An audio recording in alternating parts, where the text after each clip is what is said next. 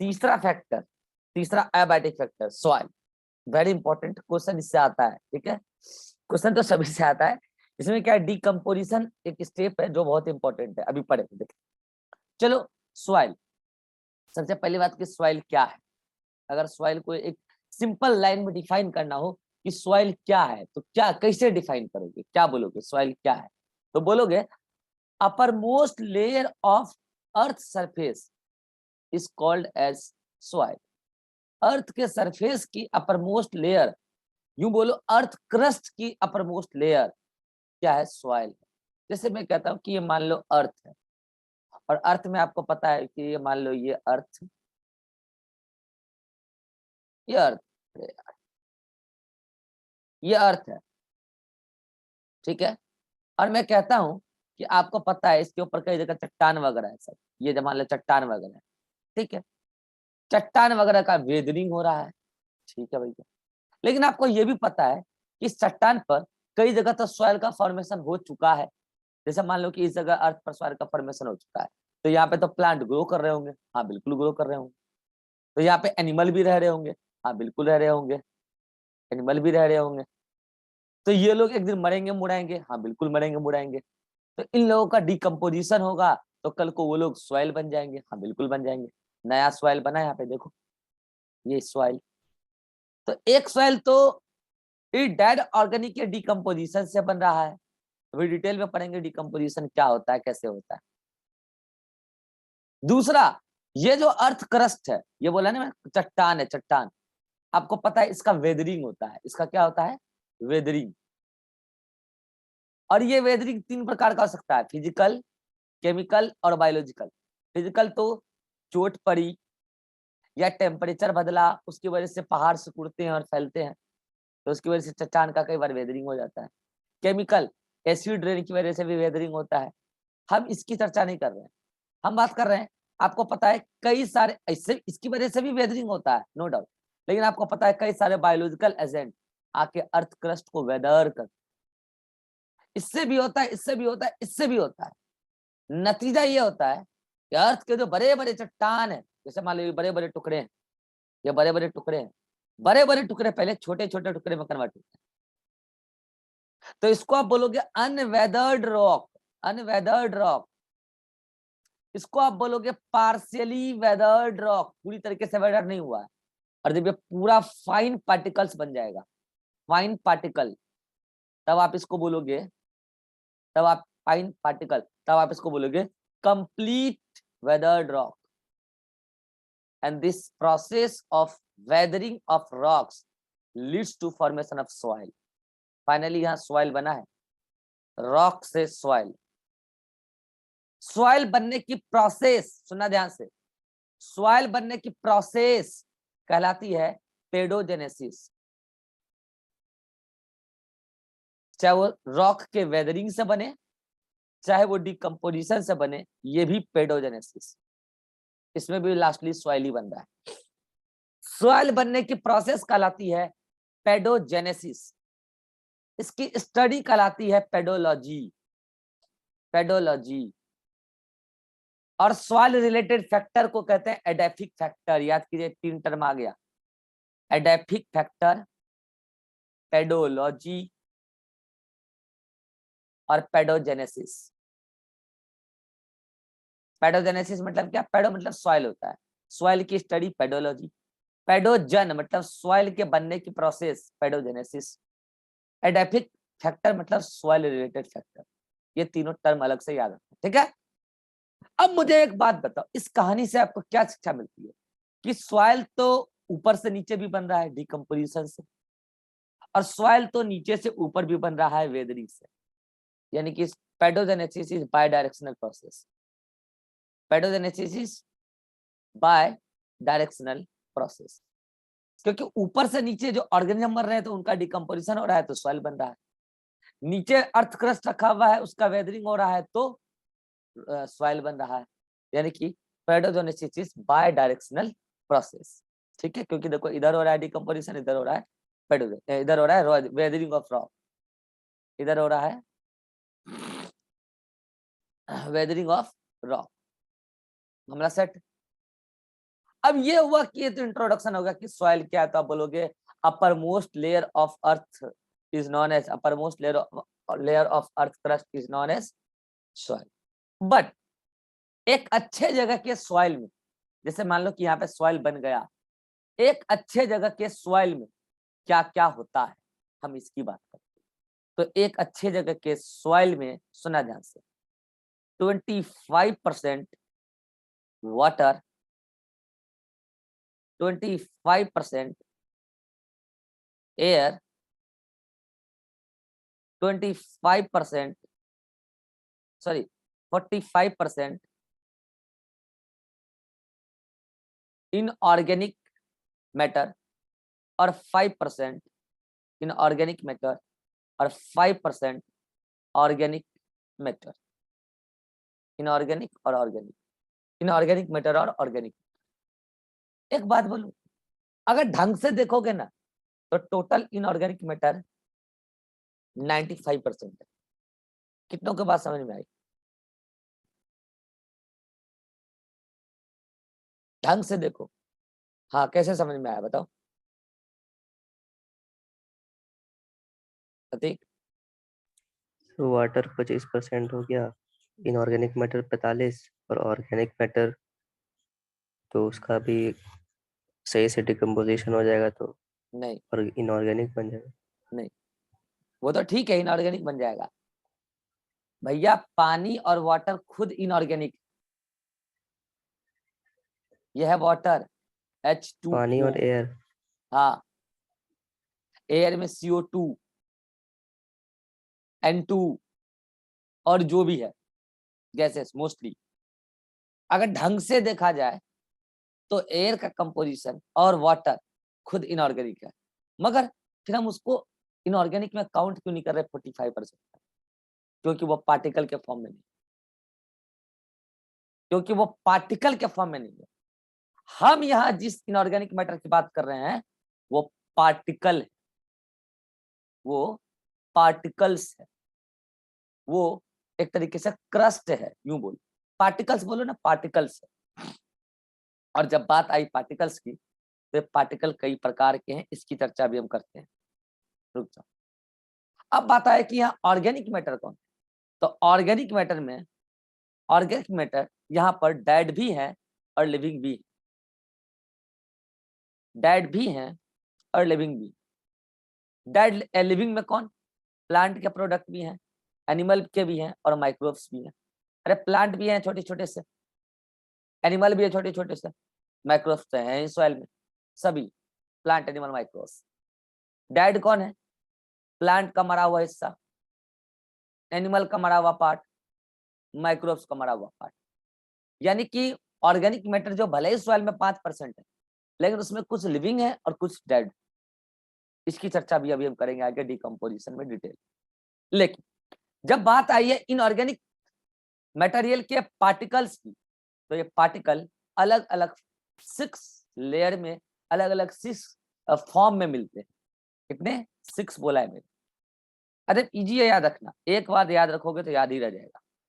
सबसे पहले clay particle, फिर आता है सिल्ट पार्टिकल, फिर आता है फाइन सैंड पार्टिकल, फिर आता है कोर्स कोर्स सैंड पार्टिकल, फिर आता है फाइन फाइन ग्रेवल या केवल ग्रेवल भी कहते हैं, फाइन ग्रेवल पार्टिकल, फिर आता है कोर्स ग्रेवल ग्रेवल पार्टिकल। तो आप बोलोगे ठीक है सर, नाम तो याद रह जाएगा, ऊपर वाले दोनों सैंड, नीचे वाले दोनों ग्रेवल। तो पहले फाइन तब कोर्स, पहले फाइंड क्यों लिख दिया है, पहले फाइन तब कोर्स, पहले फाइन तब कोर्स, पहले सैंड तब ग्रेवल। लेकिन ऊपर वाले दो कैसे याद रहेंगे? पहले सी तब एस, ऐसे तो याद हो जाएगा। बोलो एक बार सभी लोग, clay, silt, fine sand, coarse sand, fine gravel, course gravel. कितने पार्टिकल हो गए? क्ले, सिल्ट, ये दोनों ऊपर वाले हो गए, C4 क्ले, वहीं से स्टार्ट करना है कहानी। Clay, silt, fine sand, coarse sand, fine gravel and course gravel. अब इन सब की साइज अलग अलग है, इसी भी यहाँ पे पार्टिकल अलग अलग है, सबकी साइज अलग अलग है। इसकी साइज है less than 0.002 nanometer, less than 0.002 nanometer से भी छोटे पार्टिकल को कहते हैं क्ले पार्टिकल। अब आते हैं सिल्ट पर। इसकी साइज होती है 0.02 से लेकर 0.002 से 0.2 नैनोमीटर तक। फाइन सैंड, इसकी साइज होती है 0.02 से लेकर 0.2 नैनोमीटर तक। कोर्स सैंड, इसकी साइज होती है 0.2 से लेकर 2 नैनोमीटर। फाइन ग्रेवल, इसकी साइज होती है 2 से लेकर 5 नैनोमीटर। और कोर्स ग्रेवल, इसकी साइज होती है मोर देन 5 नैनोमीटर। इतना इजी है याद रखना।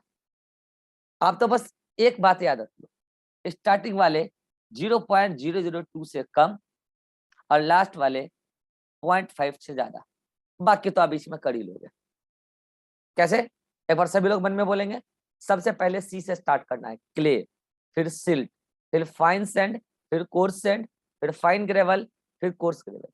साइज तो इजी है। स्टार्टिंग वाला लेस देन 0.002 नैनोमीटर, फिर एक एक पॉइंट खिसकाते जाना और लास्ट में आ जाना मोर देन 0.5। यहाँ पे से 2 से 5, देन लास्ट में मोर देन 5 नैनोमीटर। अब समझना, देखो भैया एक बात जान लो, एक अच्छा मिट्टी वही है जिसमें 25% एयर हो, 25% पानी हो, 45% इनऑर्गेनिक मटेरियल का पार्टिकल हो और 5% ऑर्गेनिक। ऑर्गेनिक के लिए तो अभी हम डिटेल में देखेंगे, डीकंपोजिशन प्रोसेस। लेकिन ये जो बात आई है 45% इनऑर्गेनिक मटेरियल, ये तो अलग अलग साइज का होता है, और पता है इसका कंपोजिशन सॉइल की क्वालिटी डिसाइड करता है।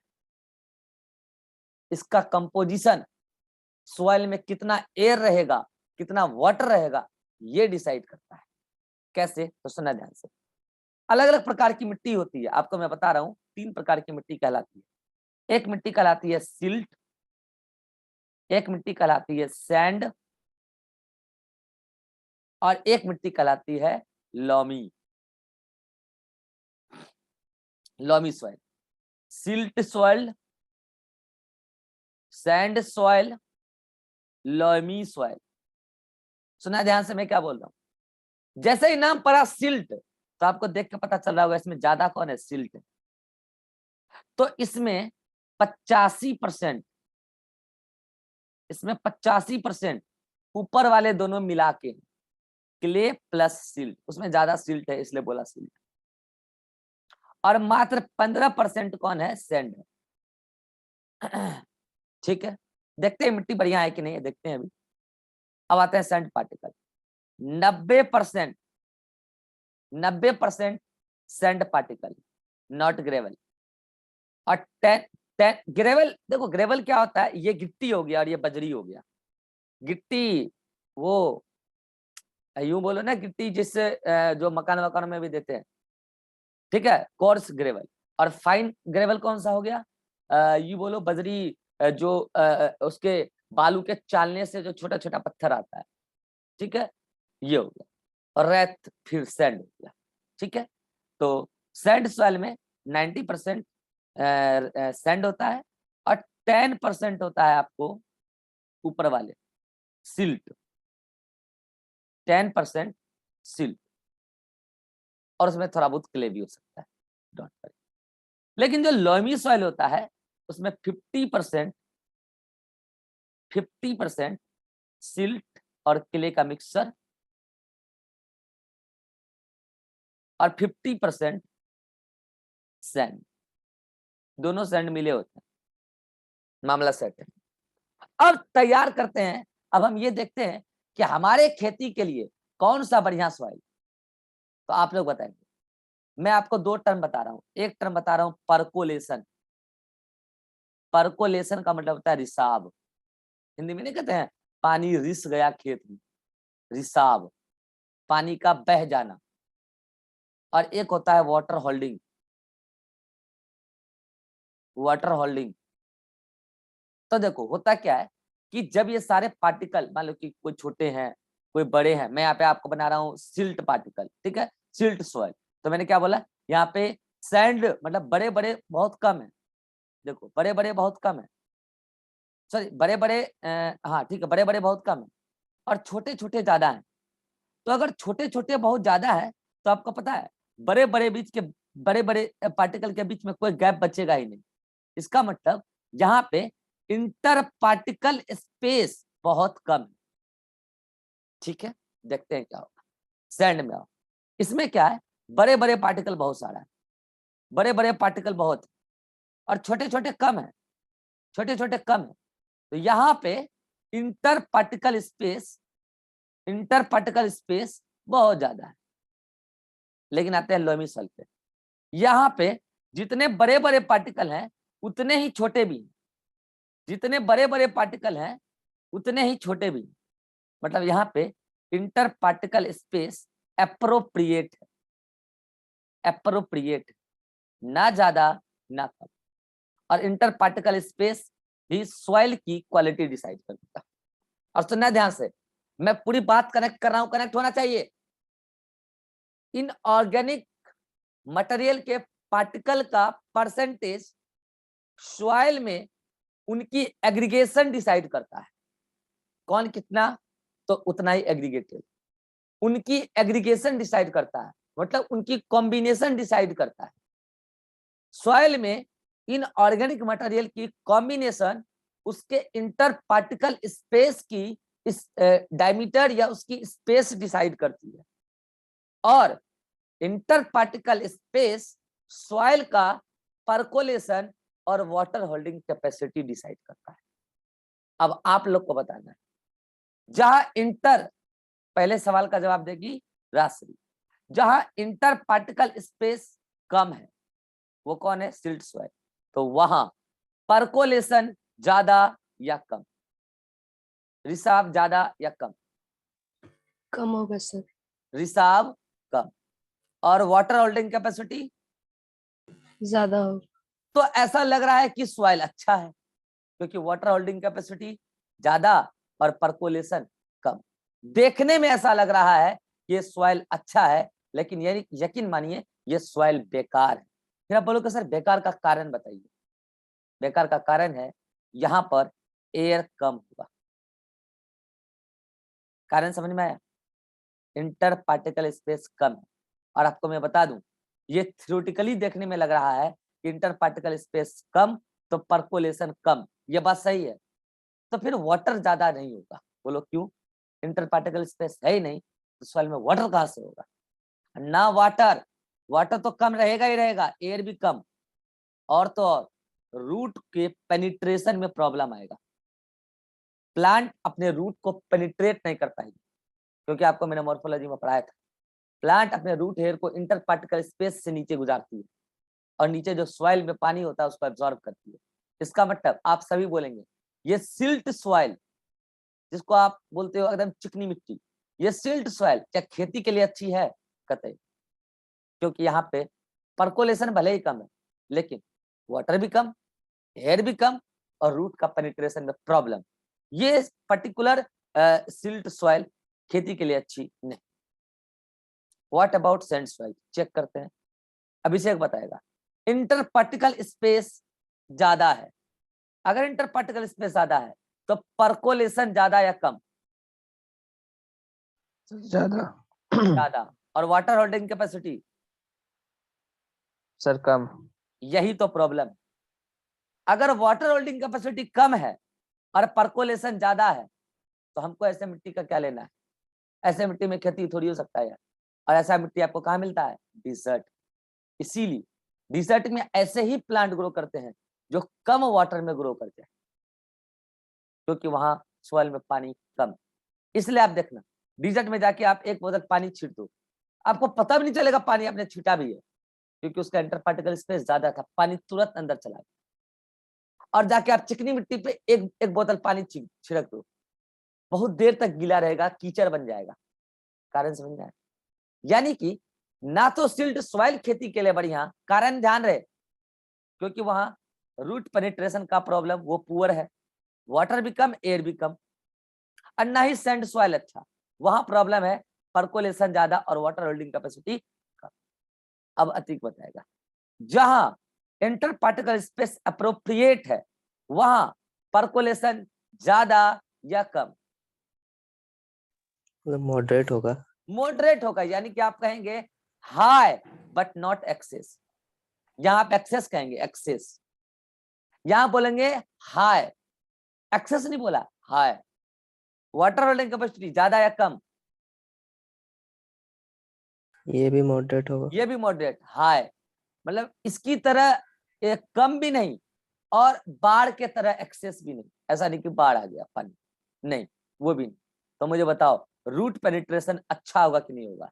रूट पेनिट्रेशन बहुत बढ़िया होगा, और यही सॉइल, लोमी सॉइल, यही खेती के लिए बेस्ट सॉइल मानी जाती है, बेस्ट सॉइल। यानी कि आज अब आप चीजों को कनेक्ट कर पा रहे हैं, जहां पर इनऑर्गेनिक मटेरियल का पार्टिकल का कंपोजिशन बढ़िया, वो वहां की सॉइल बढ़ी। इसका मतलब इंटर पार्टिकल स्पेस डिसाइड कर रहा है वाटर होल्डिंग कैपेसिटी और पर्कोलेशन, और वो डिसाइड हो रहा है इनऑर्गेनिक मटेरियल के कंपोजिशन और उसके एग्रीगेशन से। और मैं आपको बोल दूं इन सभी के साथ, इन सभी पैरामीटर के साथ कुछ और पैरामीटर जैसे पीएच, मिनरल और टोपोग्राफी, टोपोग्राफी, अगर मैं इन सभी बातों को इसके साथ कनेक्ट कर दूं, सॉइल के कंपोजिशन के साथ पीएच, मिनरल, टोपोग्राफी मिलकर किसी भी एरिया का वेजिटेशन डिसाइड करते हैं। क्या बोला? किसी भी एरिया का वेजिटेशन डिसाइड करते हैं। वेजिटेशन का मतलब क्या होता है? खेती। सुनना ध्यान से सुनना, एनसीईआरटी का लाइन है। अगर जहां पर सॉइल का इंटर पार्टिकल स्पेस वगैरह मॉडरेट है तो वहां पे water holding capacity, root penetration वगैरह में कोई प्रॉब्लम नहीं है, पर्कोलेशन का भी कोई प्रॉब्लम नहीं।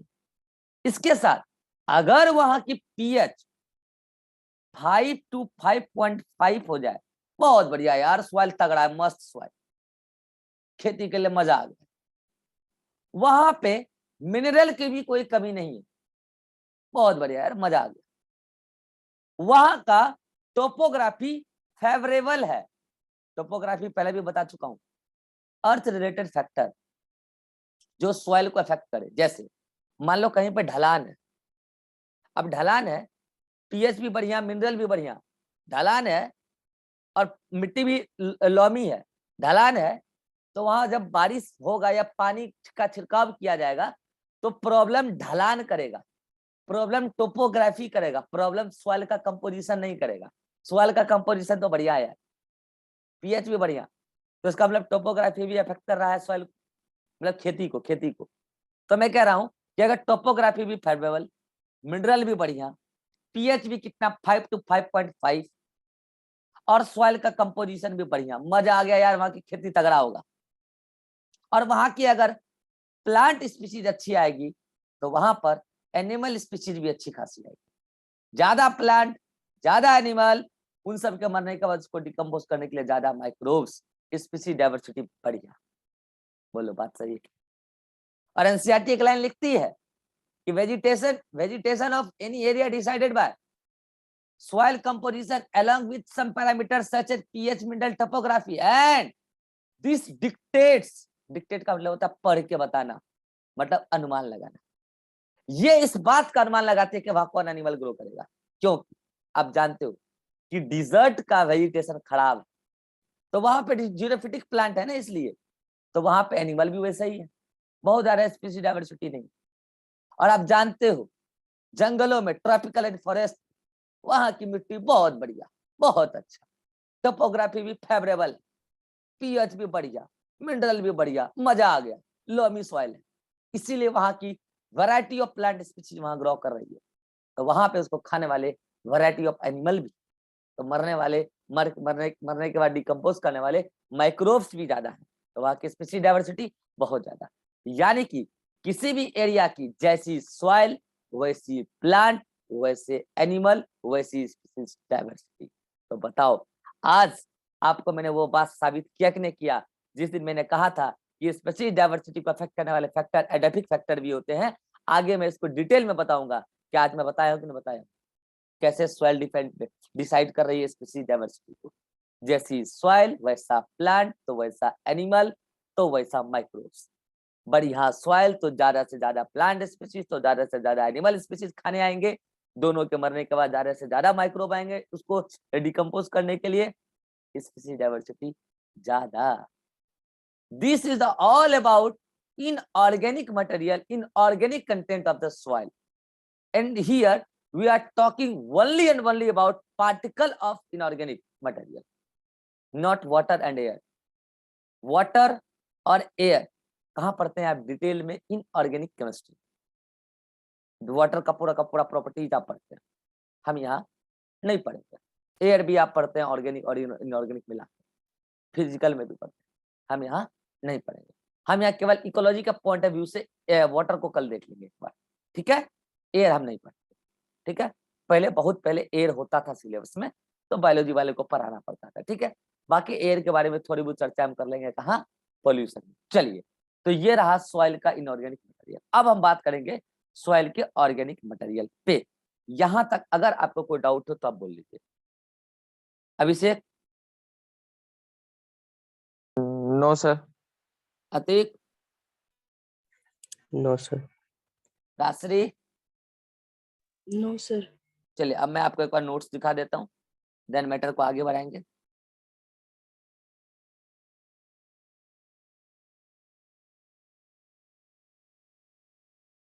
ये देख लो, ये सब कुछ अभी आपको पढ़ लेना है, ठीक है। ये देख लो, ये देख लो, यहाँ पे लिखा हुआ है सब कुछ। अच्छा, यहाँ पे मैंने लिख दिया है कि हंटिंग के लिए कौन सा यूज होगा। आप रास्ते गए, कोई दुश्मन देख लिए, कौन सा पत्थर उठा के मारोगे? यही ना। यहाँ एल छूट गया है, ग्रेवल एल, ठीक है। तो सबसे साइज में बड़ा होता है। देख लो, सारी बातें लिखी हुई है। अच्छा, यहाँ पे मैंने कल करेक्शन करके कुछ भेजा है, एडिशन वगैरह, वो सब आप कर लेंगे, नोट्स ग्रुप में भेज दिया मैंने, ठीक है। ये सब देखो, सब देखो आप, सब ठीक है। अब एनसीईआरटी की एक लाइन, ये वाली लाइन, इसको भी मैं आपको एक्सप्लेन कर देता हूँ कि ये लाइन क्या कहना चाहता है। ये लाइन कहता है the nature and property of soil, यानी कि सॉइल कैसा है, बढ़िया खराब, उसका प्रॉपर्टीज क्या है। The nature and properties of soil in, एक मिनट रुक जाओ यार,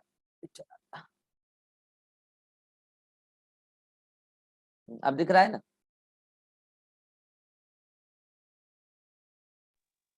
दिख रहा है? अरे दिख रहा है? Yes sir.